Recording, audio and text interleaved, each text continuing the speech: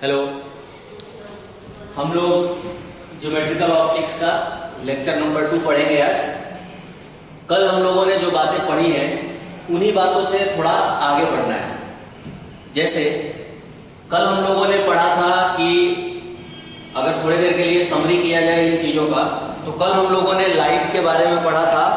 सबसे पहले कि लाइट का डेफिनेशन क्या है, तो उसके लिए हम लोगों ने ये बात कही कि भाई लाइट एक फॉर्म ऑफ एनर्जी है, जिस फॉर्म ऑफ एनर्जी की मदद से हम लोग चीजों को देख पाते हैं। तो पहला ये अपना स्टेटमेंट था।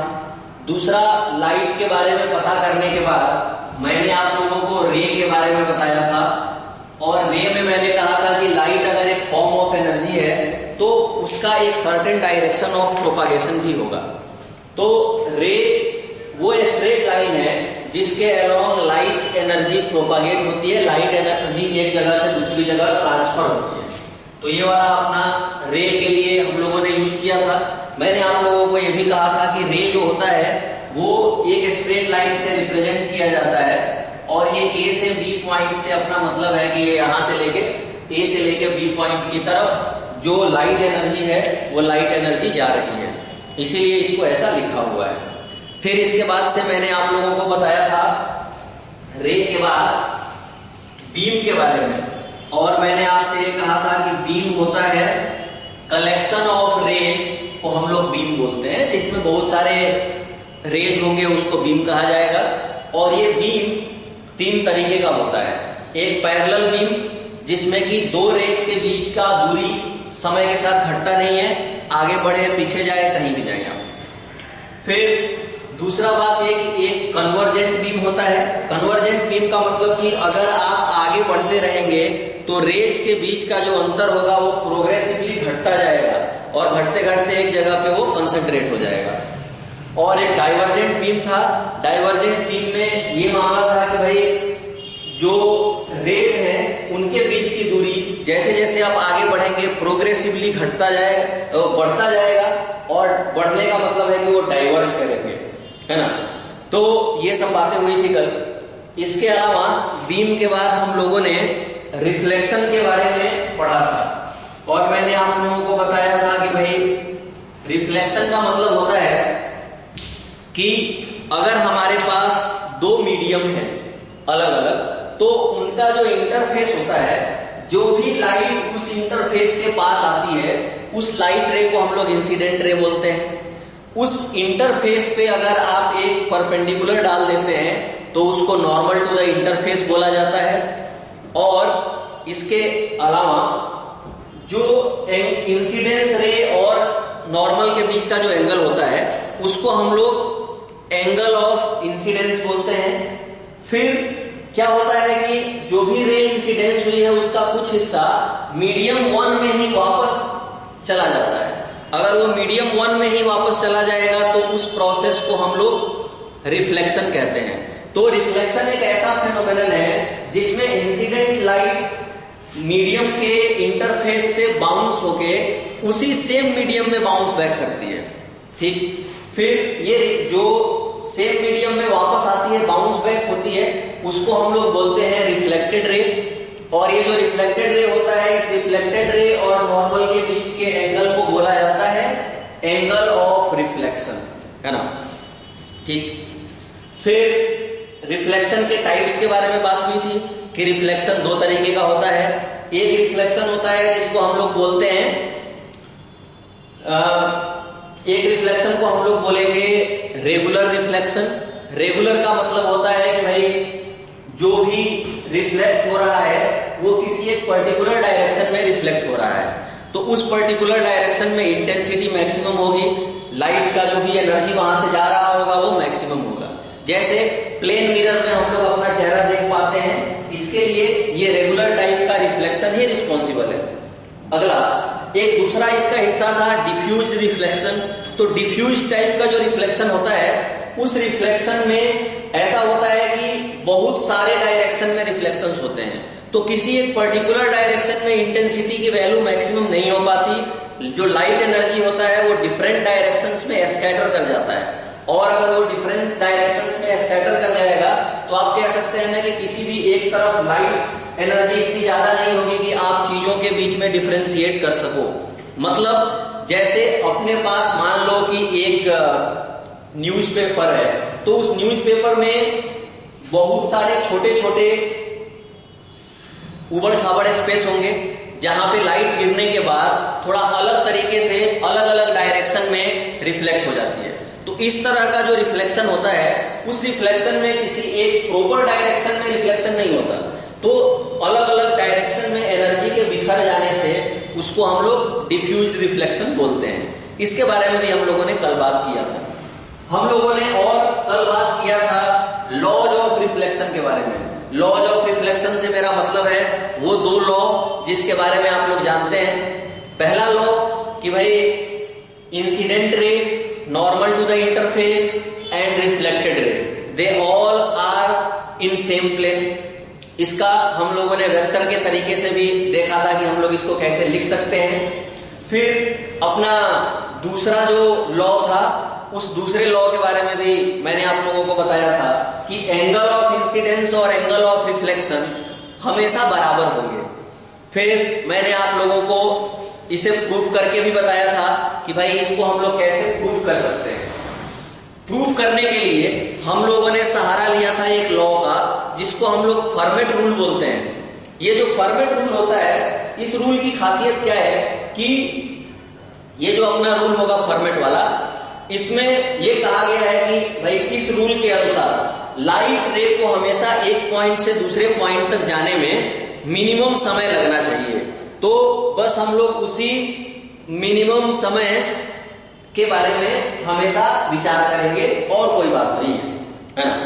तो उसी समय को मिनिमम करके मैंने एंगल ऑफ इंसिडेंस और एंगल ऑफ रिफ्लेक्शन को कल की क्लास में प्रूफ किया था।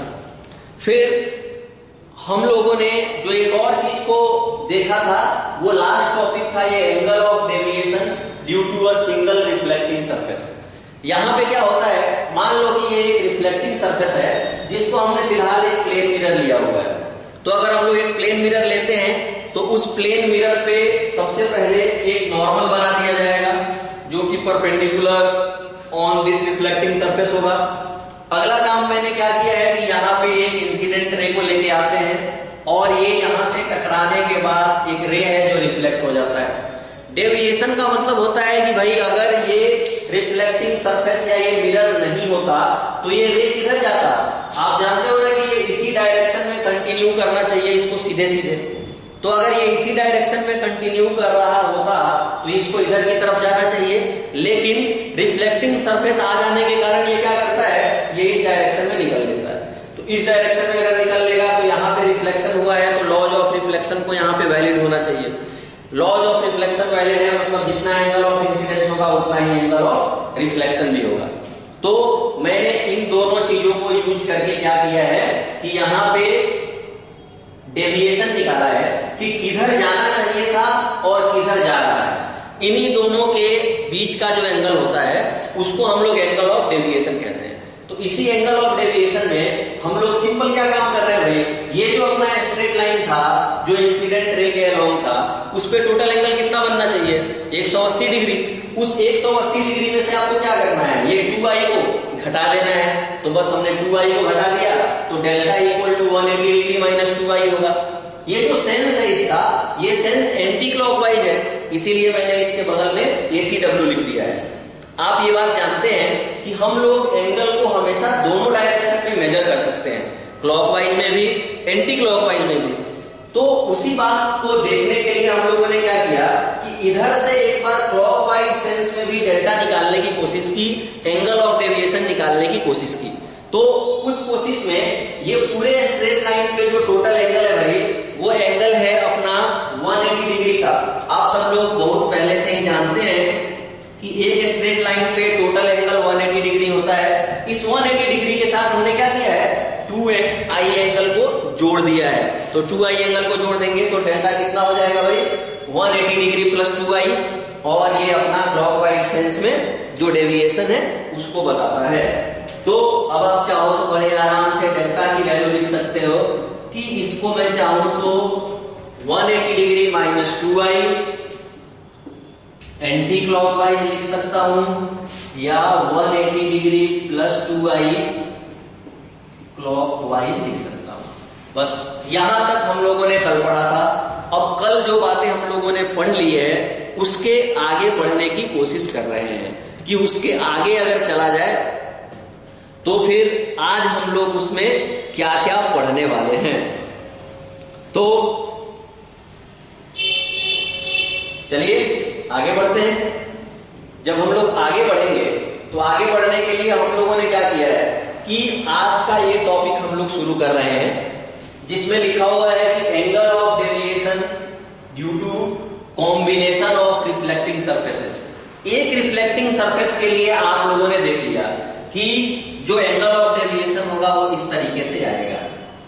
फिर अगर आपके पास कॉम्बिनेशन ऑफ रिफ्लेक्टिंग सरफेसेज है मतलब कि you must have more than one reflecting surface.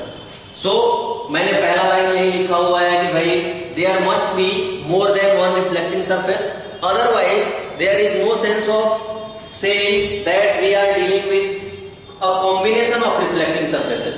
So there might be two or more than two reflecting surfaces which are combined in such a way that reflection takes place one on one on them. Second point है कि भाई angle of deviation for individual reflecting surfaces are calculated. इसका मतलब है कि भाई angle of deviation जो होगा अगर हमारे पास दो या उससे ज्यादा रिफ्लेक्टिंग सरफेसेज हैं तो हम लोग क्या करेंगे सबसे पहले कि सबके लिए अलग अलग एंगल ऑफ डेविएशन इस तरीके से निकालने की कोशिश करेंगे।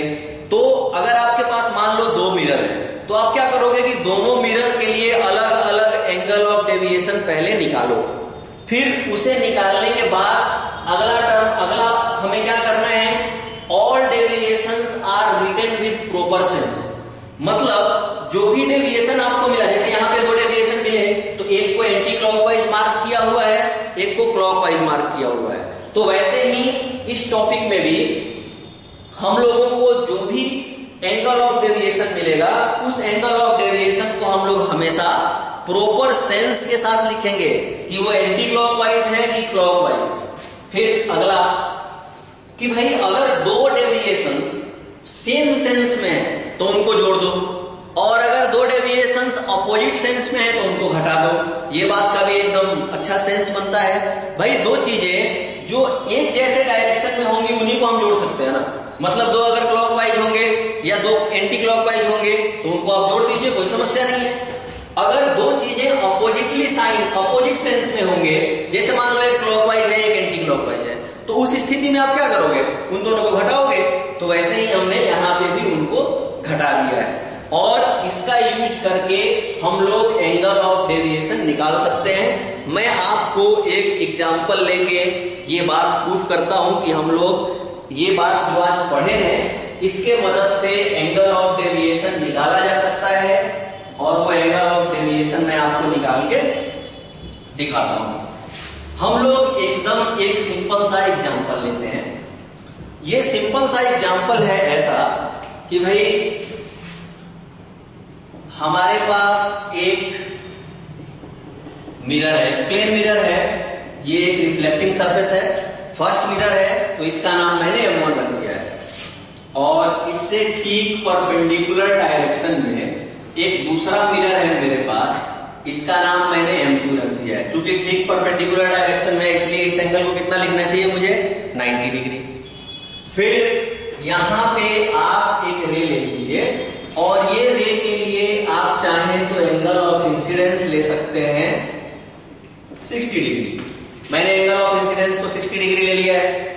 अब 60 डिग्री लेने के बाद क्या होगा, देखो कि भाई यहां से ये जो रे होगा, ये रे 60 डिग्री एंगल पे यहां से रिफ्लेक्ट होगा, ये रिफ्लेक्ट हो गया। इंसिडेंस का मतलब पास आने की तरफ एरो होना चाहिए, रिफ्लेक्शन का मतलब दूर जाने के लिए एरो साइन होना चाहिए। ये 60 है, ये 60 है। आप लोग तो जानते हैं कि ये पूरा एंगल 90 डिग्री होना चाहिए क्योंकि ये एक नॉर्मल है। अगर ये एक नॉर्मल N1 है तो ये वाला एंगल कितना हो जाएगा भाई, 30 डिग्री का। नॉर्मल का मतलब टोटल एंगल 90 डिग्री, 90 डिग्री में से 60 डिग्री ये वाला, तो 30 डिग्री ये वाला होना चाहिए। आप लोग चाहें तो यहां भी एक दूसरा नॉर्मल N2 लगा सकते हैं, और ये 30 है, ये 90 है, तो आप लोग बड़े आसानी से ये बात कह सकते हैं कि ये वाला एंगल कितना हो जाएगा अपना 60 डिग्री के बराबर, और ये वाला एंगल कितना हो जाएगा भाई 30 डिग्री। फिर आप इधर से चाहो तो इसको ऐसे खींच सकते हो और ये एंगल को फिर से 30 डिग्री लिख सकते हो। तो देखो ये है पहला रिफ्लेक्शन और ये है दूसरा रिफ्लेक्शन, इसीलिए मैंने यहां 1 लिख दिया है, यहां 2 लिख दिया है। फिर अपनी बात हुई थी कि हम लोगों को एंगल ऑफ डेविएशन निकालना है, तो एंगल ऑफ डेविएशन निकालने चलते हैं। एंगल ऑफ डेविएशन के लिए यहां पे अब्रेविएशन हम लोग Δ1 यूज कर रहे हैं, और आप लोग जानते हैं कि Δ1 इसलिए यूज किया जा रहा है क्योंकि ये मिरर 1 है, तो इससे एसोसिएटेड सारी चीजों को हम लोग 1 के रूप में लिखेंगे। जैसे रिफ्लेक्शन को मैंने रिफ्लेक्शन 1 लिखा, नॉर्मल को मैंने N1 लिखा, ये जो अपना एंगल है जो डेविएट हो रहा है उसको हमने Δ1 लिखा है। ये Δ1 कितना होना चाहिए, तो आप कहोगे कि ये वैल्यू देख के ही लग रहा है कि टोटल एंगल इस पे 180 बनना चाहिए था। यहां पे 180 माइनस 2 इंटू 60 डिग्री, तो ये वैल्यू है 60 डिग्री के बराबर। ये पहला स्टेटमेंट को हमने फॉलो किया इधर वाला कि भाई angle of deviation for individual reflecting surfaces are calculated, they have been calculated.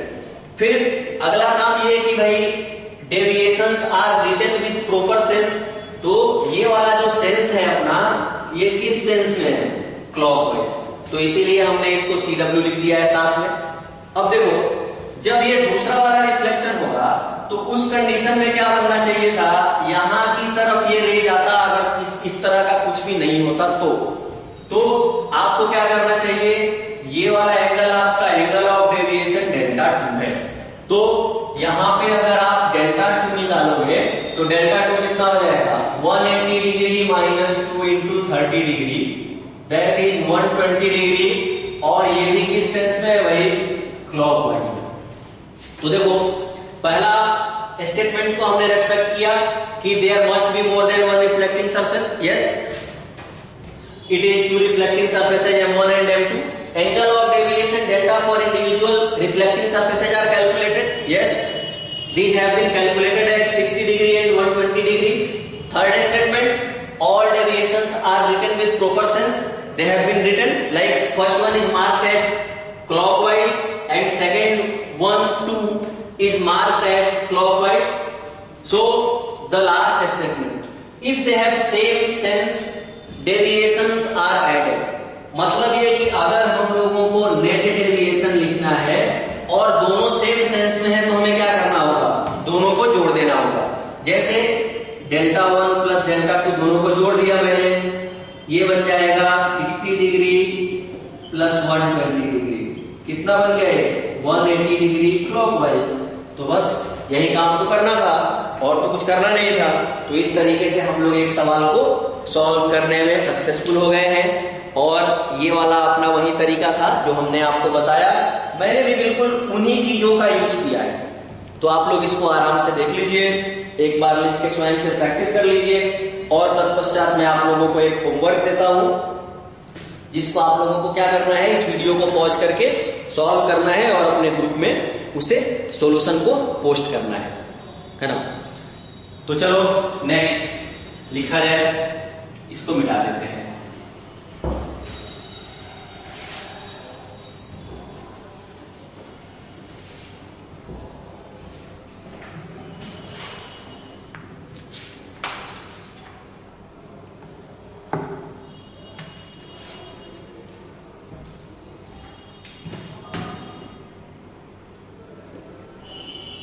Homework में ये जो सीट है अपना उसको भी मैं डालूंगा अपने ग्रुप में, उसमें भी आप लोग देख सकते हैं। होमवर्क में ऐसा सवाल लिख दिया हुआ है कि भाई अपने पास एक मिरर है M1 और एक मिरर है M2, दोनों मिरर्स के बीच का एंगल दिया हुआ है 70 डिग्री के बराबर, और ये वाला एंगल दिया हुआ है एंगल ऑफ इंसिडेंस 30 डिग्री के बराबर। आप लोगों को क्या पता करना है, find angle of deviation for M1 mirror 1 के लिए, angle of deviation for M2, angle of deviation for system that is a combination of M1 and M2। तो बस ये सवाल है। एक और सवाल है जो कि मैं पोस्ट करूंगा ग्रुप में, आप लोग उसको भी सॉल्व करिएगा। बिल्कुल यहां पे भी वही काम करना है जैसा हम लोग पहले कर रहे हैं, कुछ अफलातूनी काम नहीं करना है, कुछ ऐसा विशेष मामला नहीं है इसका। एकदम सिंपल तरीके से सोचो और जैसा मैंने ये 4 स्टेप्स आपको लिख के दिए हैं, इन चारों स्टेप्स को फॉलो करो और इसको सॉल्व करो, और सॉल्व करके सॉल्यूशन को अपने ग्रुप में आप लोग पोस्ट करिए। ठीक है, तो अब इसको मिटा देते हैं और थोड़ा सा और आगे बढ़ते हैं।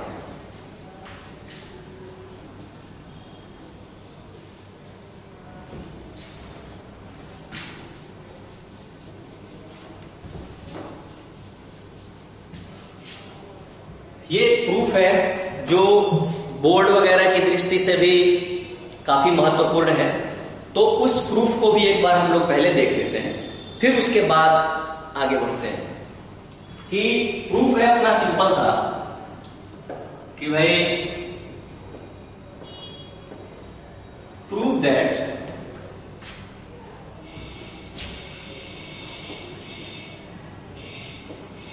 Net angle of deviation is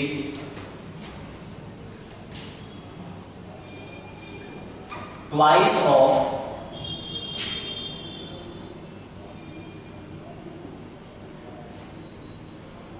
angle between the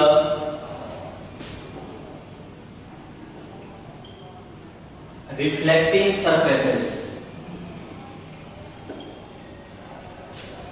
angle between the reflecting surfaces, except no retracing of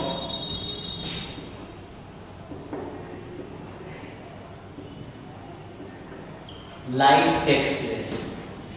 एकदम सिंपल सा प्रूफ है इसका। सवाल आप लोग समझ गए होंगे, अगर नहीं समझे होंगे तो ये टर्म है कि भाई रिट्रेसिंग क्या होता है, तो इसके बारे में आप लोगों को बिल्कुल भी चिंता करने की आवश्यकता नहीं है।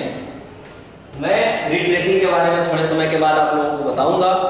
फिलहाल आप लोगों को बस यही बात प्रूफ करने में अपना दिमाग लगाना है कि अगर आपके पास 2 मिरर है, जैसे ये एक मिरर है, ये एक दूसरा मिरर है, तो इन दोनों मिरर्स M1 एंड M2, इन दोनों मिरर के लिए जो मान लो ये ओरिजिनल इंसिडेंट रे है, यहां से पहली बार रिफ्लेक्ट हुआ, M2 पे पहुंचा, और फिर M2 से रिफ्लेक्ट हुआ तो ये फाइनल रिफ्लेक्टेड रे। आप लोग तो जानते हैं कि अगर हम लोग नेट एंगल ऑफ डेविएशन निकालेंगे तो वो 2 तरीके से लिखा जा सकता है। एक ये वाला लिखा जा सकता है और एक दूसरी तरफ से घूम के आएगा जो क्लॉकवाइज सेंस में, उसको लिखा जा सकता है। आपको दोनों में से जो अच्छा लगता हो आप उसको लिखिए, हमारी तरफ से कोई पाबंदी नहीं है। ये जो दोनों मिरर्स हैं इनके बीच का एंगल हमने थीटा लिया हुआ है, तो अब हम लोग एक काम करेंगे, ये एंगल ऑफ इंसिडेंस है भैया, तो इसको हम लोग आई लिख लेते हैं। तो ये वाला एंगल भी बाय डिफॉल्ट आई हो जाएगा, ये वाला एंगल हो जाएगा 90 डिग्री माइनस आई, और सेकेंड मिरर M2 पे भी हम लोगों ने एक नॉर्मल ड्रॉ किया हुआ है। अगर एक नॉर्मल ड्रॉ किया हुआ है तो आप कहोगे कि चलो इस एंगल को आप अल्फा मान लो, हमने भी यहां पे इस एंगल को भी अल्फा मान लिया, ठीक है। तो 2 एंगल अपने पास अल्फा वाले हो गए। ये एंगल थीटा के बराबर है। आप लोग जानते हैं कि फिर ये वाला एंगल बन जाएगा कितना, 90 डिग्री माइनस अल्फा। ये अपना ट्रायंगल 1 हो जाएगा। तो मैं ऐसा लिख सकता हूं ना कि भाई इन ट्रायंगल 1, फर्स्ट ट्रायंगल में सारे एंगल का जो सम होना चाहिए वो सम मिलके होना चाहिए 180 डिग्री के बराबर। तो इस हिसाब से थीटा की वैल्यू होगी आई प्लस अल्फा के बराबर। अगर ये थीटा की वैल्यू आई प्लस अल्फा के बराबर है तो हम लोग लिखेंगे कि भाई इन ट्रायंगल 2। अगर आप ट्रायंगल 2 में देखते हैं तो आपको क्या खोजना है, डेल्टा नेट की वैल्यू को खोजना है। तो जो डेल्टा नेट होगा अपना, वो डेल्टा नेट की वैल्यू को आप चाहो तो ऐसा भी लिख सकते हो कि जो दो एक्सटीरियर एंगल्स होते हैं उन दोनों एक्सटीरियर एंगल्स का सम, दो दूर के इंटीरियर एंगल्स का सम इस एक्सटीरियर एंगल के बराबर होना चाहिए। तो जो दूर के दो इंटीरियर एंगल्स हैं वो है आई प्लस अल्फा प्लस आई प्लस अल्फा। ये बन जाएगा 2i प्लस अल्फा। इसी को आप लिख सकते हैं कितना, 2 थीटा के बराबर। और ये बात जो है वो प्रूव हो गया है। इसी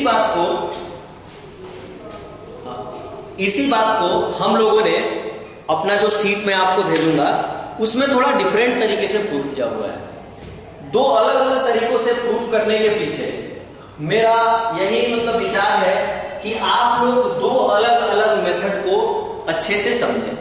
ठीक है, यहां पे जो भी हम लोग ये एंगल लेते हैं डेल्टा नेट, इसकी वैल्यू अगर 2 थीटा आए चाहे 360 डिग्री माइनस 2 थीटा आए, दोनों ही कंडीशंस में जो डेल्टा नेट होगा उसकी वैल्यू को आप बराबर कह सकते हैं। इसमें कोई समस्या की बात नहीं है ना। तो उसी हिसाब से मैंने उसको सॉल्व किया हुआ है। उसमें थोड़ा डिफरेंट अप्रोच लिया है मैंने, है ना। तो उस डिफरेंट अप्रोच, दोनों तरह के अप्रोच को देख लेंगे।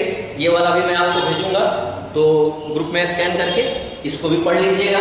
और ये वाला तरीका तो आप लोग समझ ही रहे हैं। इस तरीके में मैंने कोई ऐसा अफलातूनी काम नहीं किया है। मैंने एकदम सिंपल से कंसेप्ट यूज किए हैं कि हमारे पास दो मिरर हैं, ये दोनों मिरर्स पे एंगल ऑफ इंसिडेंस हमने आई लिया है तो रिफ्लेक्शन भी आई होगा। यहाँ के लिए एंगल ऑफ इंसिडेंस में अल्फा मान रहा हूं तो एंगल ऑफ रिफ्लेक्शन भी अल्फा के बराबर होगा। ये ओरिजिनल इंसिडेंट रे है, ये फाइनल रिफ्लेक्टेड रे है।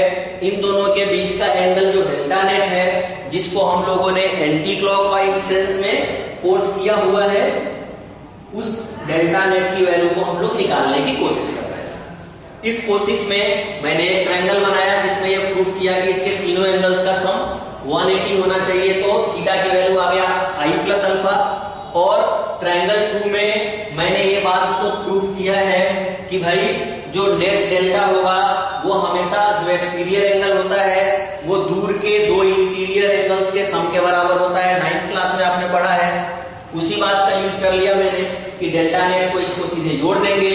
आई प्लस अल्फा की वैल्यू थीटा के बराबर है तो डेल्टा नेट को हम लोग 2 थीटा लिख लेते हैं और इसी को हमने प्रूफ कर दिया है। आप लोग चाहें तो ये जो ऊपर वाला प्रूफ है इसको ऐसे भी लिखा जा सकता है। जैसे इसी सवाल को मान लो बोर्ड वालों को पूछने का मन हुआ या स्कूल में किसी एग्जाम में पूछने का मन हुआ तो वो लोग इसको चेंज करके आपसे ऐसे भी पूछ सकते हैं कि भाई, इसको ऐसे पूछा जाएगा कि भाई जो prove that net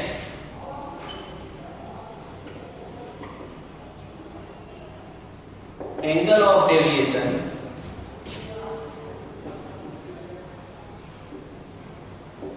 is independent of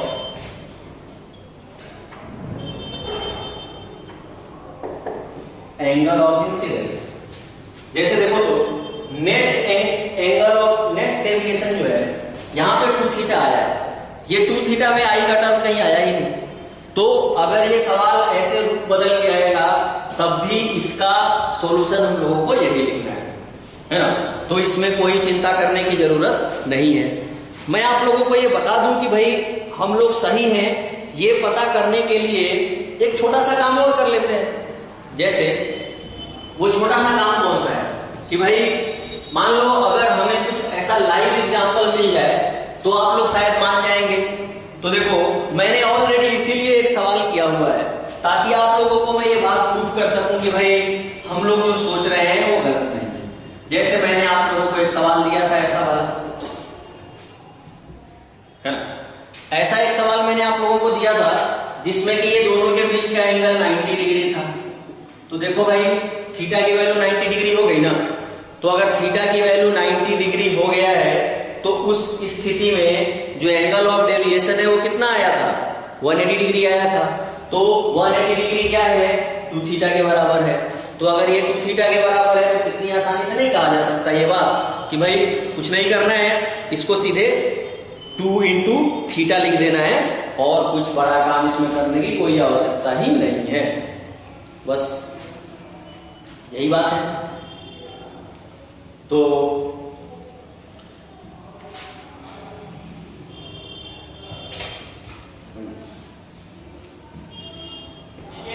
अब इसके आगे क्या करना चाहिए हम लोगों को भाई,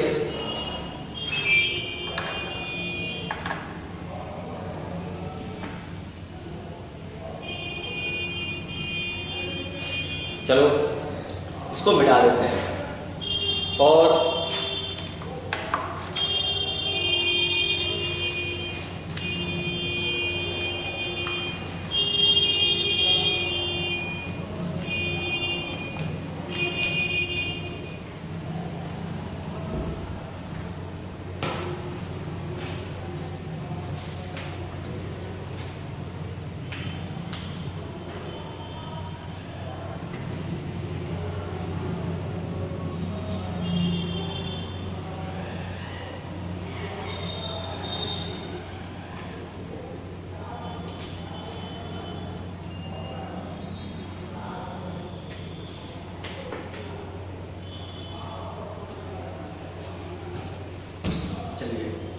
हम लोग रिफ्लेक्शन के बारे में पढ़ रहे हैं, है ना।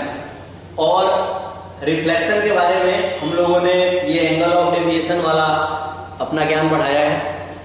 मैंने जो ये आपको 2 थीटा वाला दिया है वैल्यू, इसको जो होमवर्क में मैंने 2 सवाल दिए हैं सीट में, उन पे भी आप लोग ट्राई कर सकते हैं। परंतु पहले आपको क्या करना चाहिए कि प्रोसेस से पूरा जांच लेना चाहिए और उसे जांच लेने के बाद ही इसका यूज हम लोगों को करना होगा, है ना। तो चलो इसको मिटा देते हैं।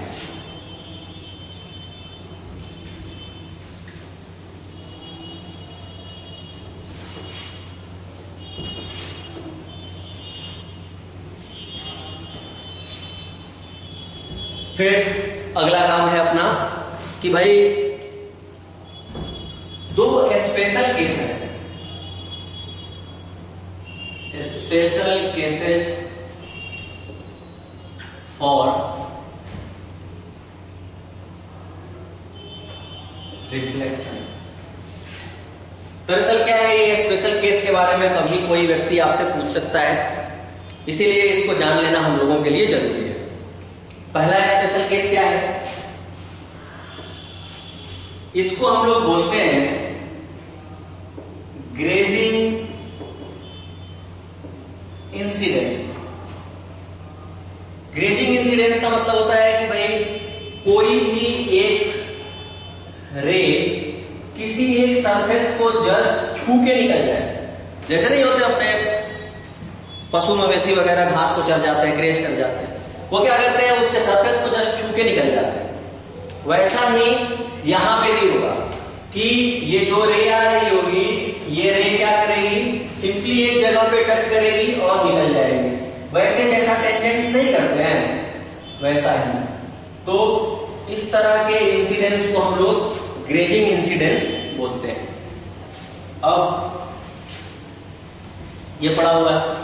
खास बात इसकी क्या है कि भाई ये नॉर्मल है और ये इंसिडेंट रे है, ये रिफ्लेक्टेड रे है।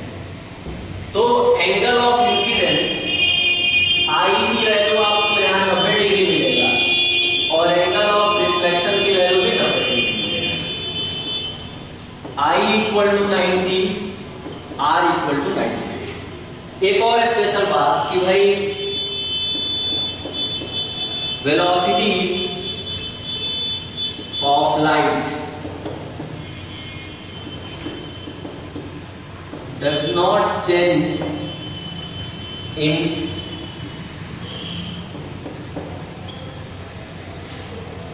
grazing incidence, है ना? इस ग्रेजिंग इंसिडेंस में वेलोसिटी ऑफ लाइट को कोई फर्क नहीं पड़ता। जैसे देखो, आप लोग तो जानते हैं ऐसा कि भाई वेलोसिटी एक वेक्टर क्वांटिटी है, तो अगर डायरेक्शन बदलता तो वेलोसिटी ऑफ लाइट को बदल जाना चाहिए, जैसा यूजुअली रिफ्लेक्शन में होता है। रिफ्लेक्शन में स्पीड ऑफ लाइट को कोई फर्क नहीं पड़ता, स्पीड ऑफ लाइट सेम रहता है, लेकिन डायरेक्शन बदल जाने के कारण वेलोसिटी ऑफ लाइट क्या होता है, बदल जाते हैं। तो अगर वो बदल जाते हैं तो इसीलिए हम लोगों को सिंपली ये बात का ध्यान रखना है कि ऐसा कुछ नहीं हो अपने साथ, है ना। तो यही काम को अपने को करना है कि भाई वेलोसिटी ऑफ लाइट इस केस में चेंज नहीं होंगे, इसीलिए इसको स्पेशल केस कहा गया है ना। अब एक दूसरा स्पेशल केस है, इस स्पेशल केस को हम लोग बोलते हैं ग्रेजिंग इंसिडेंस के बाद वाले को, इसको हम लोग बोलेंगे normal incidence. Normal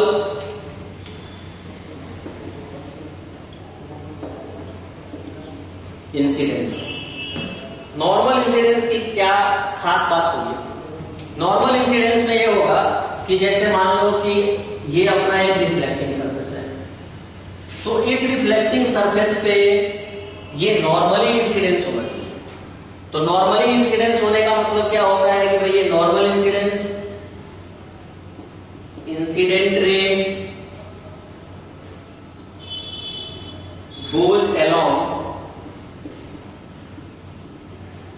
normal, reflected ray goes along normal. ये इंसिडेंट रे को दिखाता है, ये रिफ्लेक्टेड रे को दिखाता है, ये दोनों ही नॉर्मल के अलोंग चलते हैं, इसीलिए इसका नाम रखा गया है नॉर्मल इंसिडेंस। अच्छा, जिस रास्ते से जाए, अगर रिफ्लेक्टेड रे भी उसी रास्ते से आए तो हम लोग क्या बोलेंगे कि retracing of light rays takes place. यहां पे रिट्रेसिंग हो रहा है, लाइट रे उसी रास्ते को वापस फॉलो कर रहे हैं। एंगल ऑफ इंसिडेंस की जहां तक बात है तो वो 0 डिग्री होना चाहिए, क्योंकि इंसिडेंट रे और नॉर्मल के बीच के एंगल को एंगल ऑफ इंसिडेंस कहा जाता है। तो ये एंगल ऑफ इंसिडेंस होने का तो कोई मतलब ही नहीं है, ये वैल्यू 0 हो जाएगा। हम लोग जानते हैं कि रिफ्लेक्शन के प्रिंसिपल से angle of incidence angle of reflection के बराबर होता है, तो इसीलिए ये R की जो वैल्यू है वो भी 0 होनी चाहिए। या आप ऐसे कहो कि हम लोग हमेशा एंगल ऑफ रिफ्लेक्शन को पता करते हैं किसके बीच के एंगल के रूप में, रिफ्लेक्टेड रे और नॉर्मल के बीच के एंगल के। तो ये रिफ्लेक्टेड रे खुद ही नॉर्मल के अलोंग चल रहा है, तो वहां पे भी एंगल कितना हो जाएगा, 0 के बराबर। तो दोनों तरीकों से हम लोग इसको ऐसे लिख सकते हैं। अच्छा, अगर मैं इसमें एक और डायमेंशन जोड़ दूं, डेल्टा। डेल्टा मतलब डेविएशन। तो डेविएशन के पॉइंट ऑफ व्यू से अगर आप देखोगे तो ये एंगल कितना हो जाना चाहिए भाई, 180 डिग्री। इंसिडेंट रे अगर राइट की तरफ जा रहा था तो रिफ्लेक्टेड रे किधर आ रहा है, लेफ्ट की ओर। तो ये कंप्लीटली अपोजिट है ना। अगर ये कंप्लीटली अपोजिट है तो एंगल ऑफ डेविएशन कितना होना चाहिए, 180 डिग्री के बराबर। अगर ये 180 डिग्री के बराबर है मतलब कि डायरेक्शन का कंप्लीट रिवर्सल हो रहा है। अगर डायरेक्शन का कंप्लीट रिवर्सल हो रहा है then velocity in this case normal incidence will not be constant. Velocity जो होगा वो चेंज हो जाएगा, है ना। और ये कि इसकी खास बात है ये वाला रिट्रेसिंग ऑफ लाइट। तो ये रिट्रेस होता है जब भी कभी नॉर्मली इंसिडेंस होता है तो इस पे हम लोग सवाल करेंगे। और ऊपर वाले ग्रेजिंग इंसिडेंस में अगर कोई व्यक्ति डेल्टा की वैल्यू निकालने की कोशिश करे तो वो कितना होगा, 0 डिग्री के बराबर, क्योंकि जिधर इंसिडेंट रे है उधर ही रिफ्लेक्टेड रे है, दोनों के बीच में कोई एंगल का अंतर ही नहीं है। अगर अंतर नहीं है तो फिर क्या चिंता करना है। तो इस तरीके से हम लोग ये वाला अपना लेक्चर 2 को समाप्त करते हैं। मैं ग्रुप में फोटो वगैरह इसका डाल दूंगा और आप लोगों को क्या करना है कि उन सब चीजों को पढ़ना है। अगर कुछ इसमें ज्यादा हो और नोट्स में कम मिले तो उसको स्वयं से अपडेट कर लीजिए। कोई अगर सवाल दिया हुआ है तो वो सवाल आपको अगर कोई समस्या है उसमें तो उसको आप पूछ सकते हैं, जो दिया हुआ है उसको सॉल्व करके ग्रुप में पोस्ट करिए, है ना। फिर हम लोग ये लेक्चर 3 इसका बनाते हैं और लेक्चर 3 बना के उसमें कुछ सवाल हम लोग इस रिट्रेसिंग ऑफ लाइट रे के बारे में करेंगे और तत्पश्चात फिर और भी कुछ सवाल किए जाएंगे और आप लोगों को भेजा जाएगा। तब तक के लिए धन्यवाद।